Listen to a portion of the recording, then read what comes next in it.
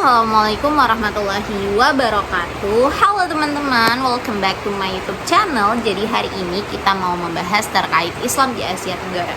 Pernah nggak sih teman-teman bertanya bagaimana Islam bisa menjadi bagian besar dari Asia Tenggara? Dari sejarah hingga pengaruhnya saat ini, Islam punya sejarah yang luar biasa di kawasan Asia Tenggara. Oleh karena itu, yuk kita bahas. Oke, yang pertama kita masuk ke sejarah masuknya Islam di Asia Tenggara. Jadi Islam masuk di Asia Tenggara itu diperhitungkan dari abad ke-7 hingga abad ke-13 melalui jalur perdagangan. Jadi pedagang muslim dari Arab, Gujarat hingga Persia masuk melalui kawasan Asia Tenggara melalui pelabuhan di Aceh, Malaka, Ternate dan lain sebagainya. Nah, dalam transaksi perdagangan mereka tersebut, mereka nggak cuma menjual barang, tapi mereka juga menyebarkan agama Islam. Nah, lucunya teman-teman, agama Islam di kawasan Asia Tenggara ini masuk nggak secara paksaan, nggak secara kekerasan, tapi masuk melalui damai gitu. Mereka masuk menyebarkan agama Islam melalui doktrin politik lewat perkawinan, kemudian juga pendidikan lewat pondok pesantren, kemudian ya tadi lewat jalur perdagangan dan lain sebagainya.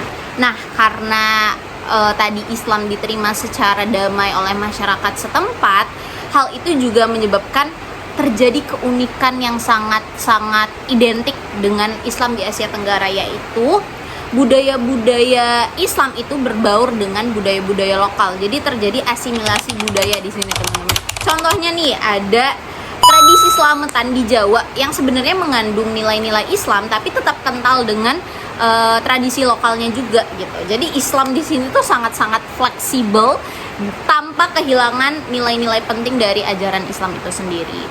Plus juga nih, ulama-ulama tasawuf juga punya peran besar. Dakwah mereka yang damai melalui budaya seperti Sunan Kalijaga yang menyebarkan agama Islam melalui wayang dan lain sebagainya. Hal tersebut menyebabkan Islam itu sangat mudah diterima oleh masyarakat. Oke teman-teman, sekarang kita masuk ke bahasan terkait peran Islam di dunia modern.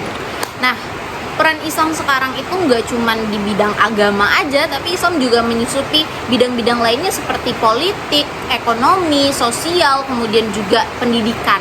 Nah, sebagai salah satu contoh ya teman-teman, ada partai politik Islam di Malaysia dan Indonesia. Kita melihat juga bagaimana perkembangan pendidikan yang sangat maju, mulai dari pesantren, madrasah, kemudian juga institusi Islam seperti Universitas Islam juga sudah sangat berkembang di zaman sekarang. Seperti aku sendiri ya teman-teman, aku di UIN Syarif Hidayatullah Jakarta, dan aku merasakan banget gitu loh bagaimana pendidikan itu menanamkan nilai-nilai Islam ke aku tanpa meninggalkan dunia yang aku tempati saat ini. Jadi relevansi antara dunia modern dan dunia Islam itu sejalan. Kemudian banyak juga komunitas muslim yang mulai memberdayakan ekonomi lokal. Nah, seperti yang aku bilang tadi, walaupun ya Islam sangat berkembang pesat di Asia Tenggara, tapi tentunya itu nggak luput dengan tantangannya.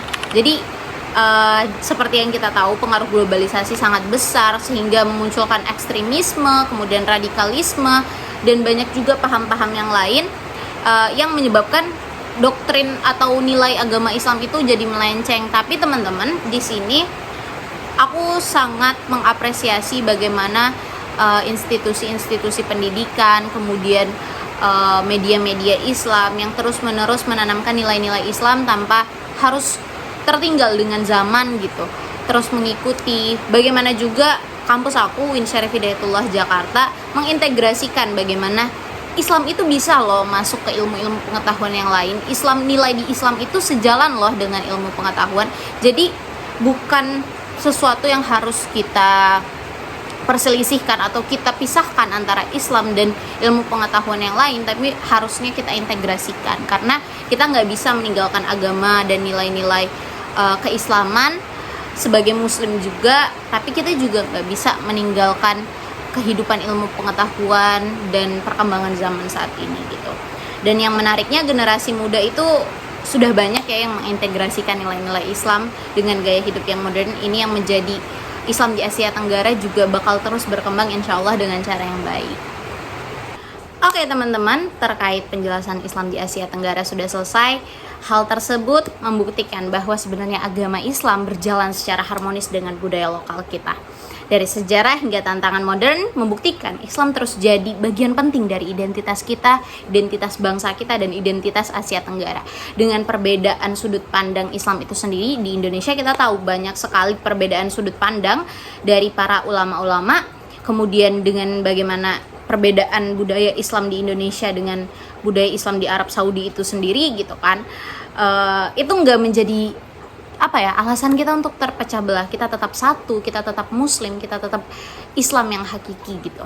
Jadi jangan menjadikan Islam sebagai alat untuk kita menzolimi atau menghakimi orang lain yang tidak sependapat dengan kita, tapi jadikanlah Islam ini sesuatu yang indah, sesuatu yang damai. Bagaimana juga Allah masukkan Islam itu ke Indonesia dengan cara yang damai, maka kita lestarikan Islam dengan cara yang damai juga.